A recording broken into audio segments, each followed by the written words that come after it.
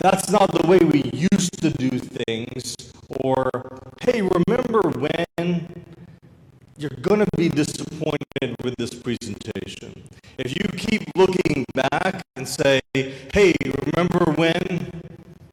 You're going to be kind of upset with me. And I've already had it a little bit with people coming up to me and say, hey, remember this and that. Well, this is moving forward in faith. So this presentation is about, we've accomplished these things, we've checked all these boxes the past 50 years. Now it's about moving forward for the next 50 years. So I want to kind of give you that little warning also in saying this is not about looking back. This is not about saying, remember when. It's not about restoring what we were. It's about moving forward in faith. So today, we got some questions to ask. Like, hey, what is next for Immanuel? What is it going to look like? Scott, what is this big idea? Where do we go from here? Coming off of COVID, we're still kind of in COVID. Our attendance numbers are low. The families aren't here like they used to be. So where do we go from here? How do we get out the door and take those first steps forward in faith? What's the plan? Got to have a plan. Just cannot have dreams and ideas. We need a solid plan to move forward. And then what does the next 5 years look like? We do need a business plan for our ministry. And can we afford to do this? This big plan that Scott and the church council has. Can we afford to do all these things? I counter with, hey, can we afford not to do these things? So we do have some big and bold ideas that we're going to share with you this morning that I've already shared with a couple other presentations.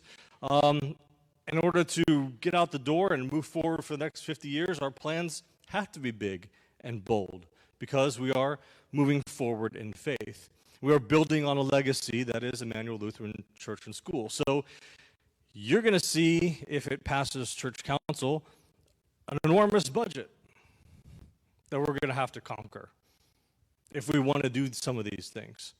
It's going to be some big and bold ideas as to what it's going to take to move forward in faith.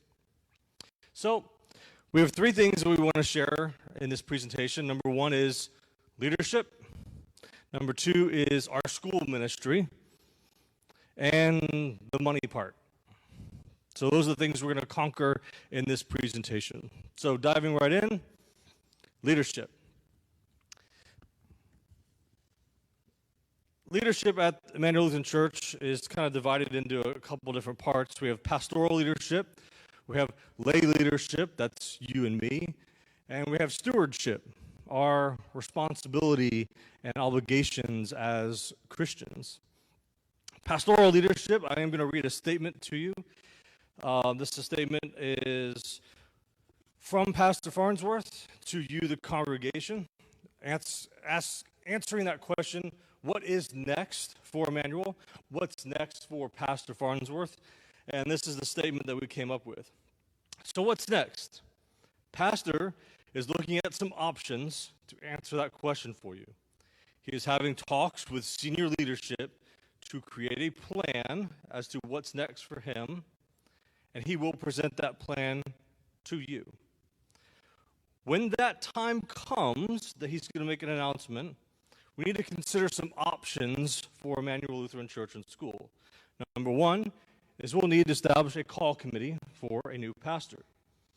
Number two, when that time comes, we're going to have to establish what we want to do and what that transition is going to look like. Do we want to enroll in what's called the intentional interim pastoral program, where we get a pastor assigned to us for 9 to 12 months, and we kind of walk through a transition, and we establish a call committee, and we go from there?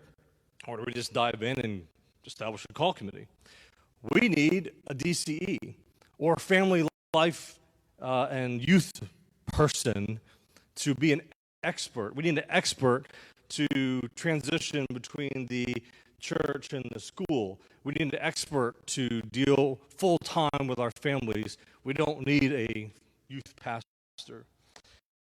That's our presentation to you. And number 4 is we need a called principal. And that kind of all filters down under pastoral leadership. But we need a called principal. We need a leader in the school who's going to help us get through the next 50 years. So that is what's going on with pastoral leadership.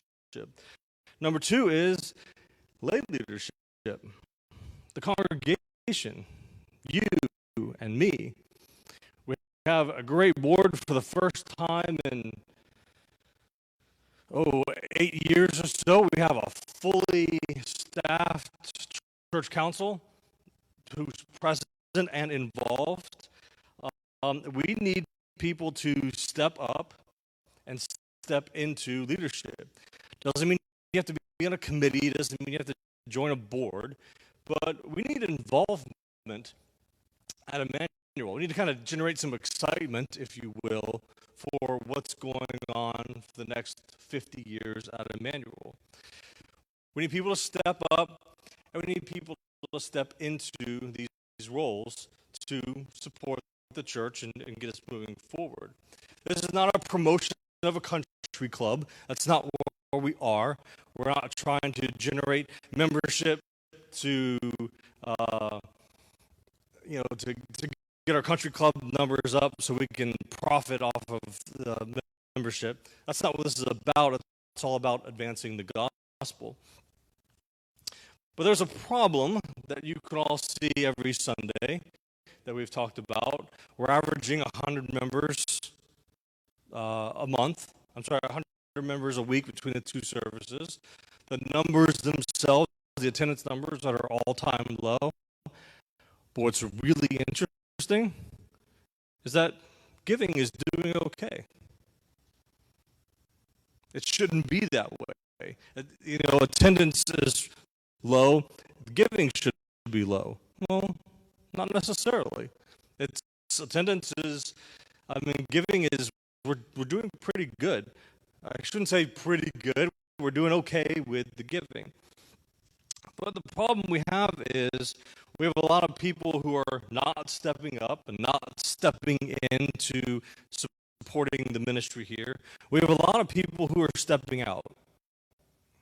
Some of it's COVID and they don't want to be around. They don't want to bring their families in, and I get that. But we have a lot of people who have come up to me since August, since I took this position, and said, I'm going to come back when I'm going to give and support the ministry when this changes. I'm going to hold off and hold back until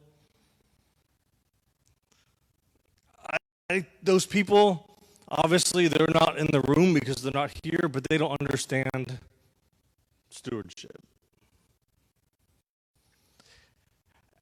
And I have no other way of saying this, but if one more person comes up to me and says that I probably won't be your most favorite person.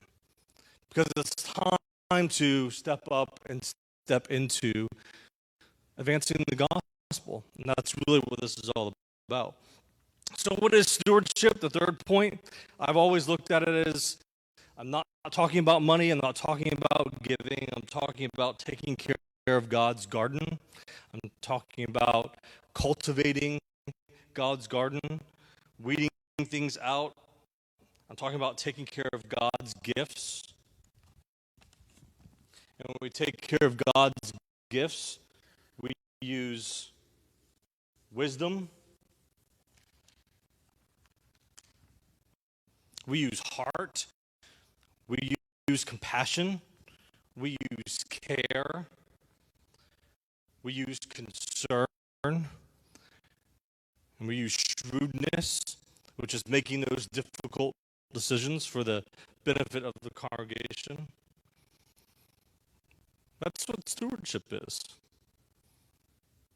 What's really interesting, kind of going back to stewardship, is the attendance is low, but the giving is doing okay. And that really, really motivates me. And that's why I'm willing to say, you know what, we're going to make it. I'm going to be an optimist. I wouldn't take this position and be the president and do all these things if I didn't believe that. Because if I also thought, well, Immanuel, goodbye, I would have left a long time ago. I don't believe it. Those people who have left and stepped away are going to hold off and wait until, well, they don't understand stewardships. They're not here, and we are. So what is this really all about? It's advancing the gospel. We share the love, joy, and peace of Jesus. Now, the school is a beast. It's our largest ministry, but it's not our primary ministry. It's not our number one ministry. It's not what we do, and it's not who we are. It's what we have. Our number one ministry of what we do and who we are as Immanuel Lutheran Church and School in Brandon is to preach and teach the Word of God. It's that simple. Easiest job in the world. We take care of our hurt. We take care of our hurting. We take care of the sick, and we administer the sacraments. That's our number one function. That is all we are really called to do, is share the love, joy, and peace of Jesus. We teach, we preach, we take care of the hurting and the hurt and the sick, and we administer the sacraments. That's our number one ministry. Our number two ministry is, yes, we share the love, joy, and peace of Jesus with children and their families through high-quality education. That's what we do. That's our biggest ministry. That's where most of the funding goes to. But as we, the church, are celebrating 50 years, the school is celebrating 40. 1970 for the church, 1980 for the school. So the school has a legacy also that we have to consider and work and build upon. And part of that legacy is we share the love, joy, and peace of Jesus through high-quality education.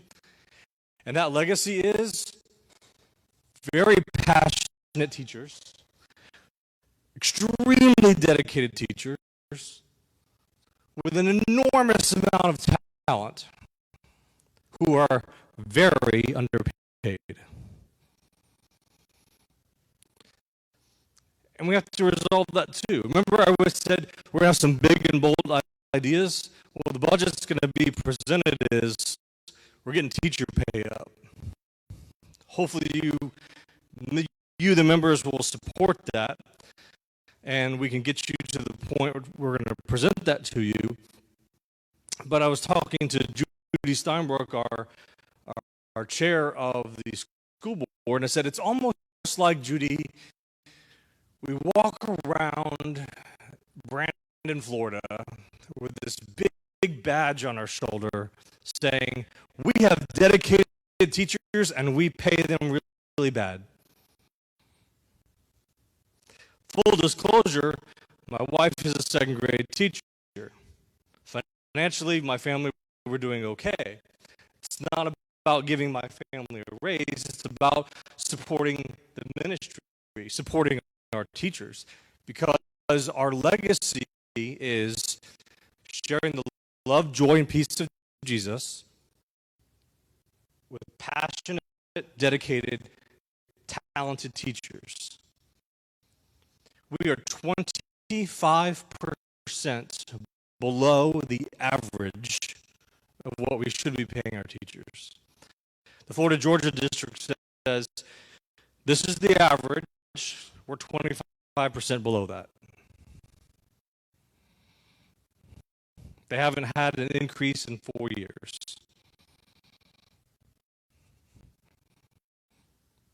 We have to be good stewards, take care of our ministry, take care of our passionate, dedicated, and talented teachers. So 50 years. This is what 50 years looks like. Immanuel Lutheran Church and School, snapshot from Google Maps. This is 50 years of a culmination of people, blood, sweat, and tears, giving, sacrificing. This is Immanuel Lutheran Church and School. 50 years in the making. God's plan, if you will. I see a blank slate in my position. You might look at this picture and see something different. I was baptized here. Katie, you were baptized here. 50 years, blank slate. So where do we go?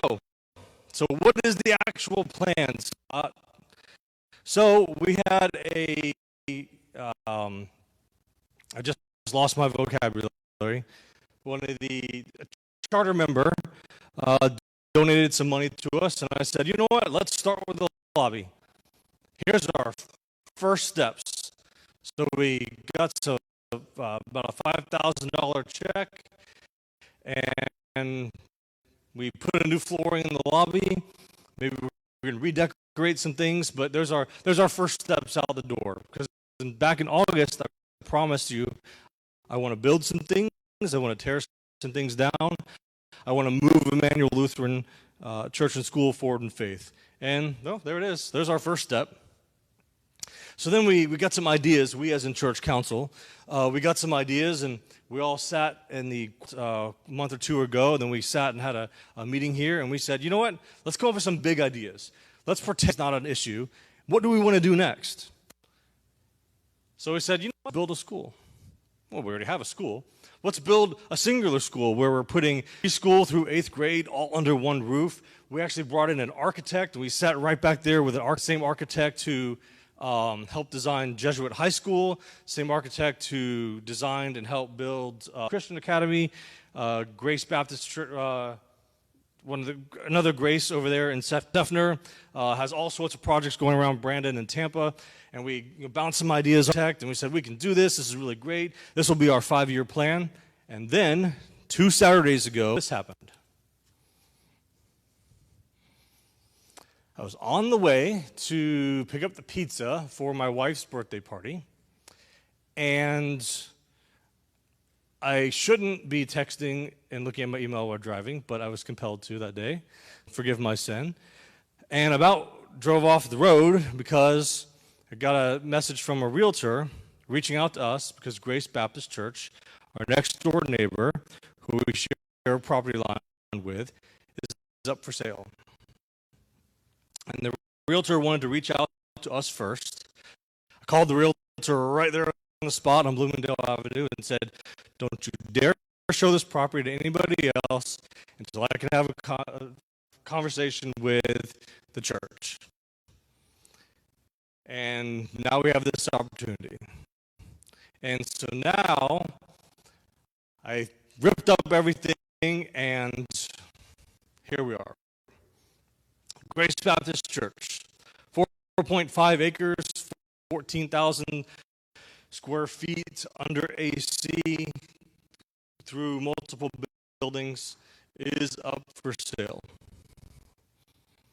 It's a really neat opportunity, and one that we need to look at seriously, but also one that we don't have a whole lot of time, because now we have 4.5 acres in Brandon, Florida, in a very hot market, and if we don't do something, somebody else will. Just as an example, if we get on John Moore Road and drive towards Bloomingdale, we got 3 beautiful houses on the left, 1 beautiful mansion on the right. People are buying land and doing things.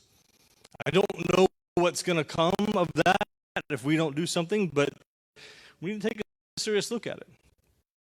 What is it that we want to do? So we took a tour. We, as in church council, we took a tour, and we had a ton of ideas. Our heads were spinning afterwards. We could do this and this and this and this and this. We have a house. We could just some ideas that were out there. The house up front, maybe that's a food pantry. Maybe this can become a school. Maybe we could build something again. I don't know. The possibilities are endless. What we could do with the property. But wait, there's more. It gets even better. The property is 3 parcels. So now we're looking at, can we invest? Is the property just going to be an investment property? I don't know. But the first 2 parcels up front where the house is, that can be sold. We could keep the back. That's a possibility. We could sit on the property for 2 years, build some equity, and just sell the whole thing again. That's a possibility. We could build something.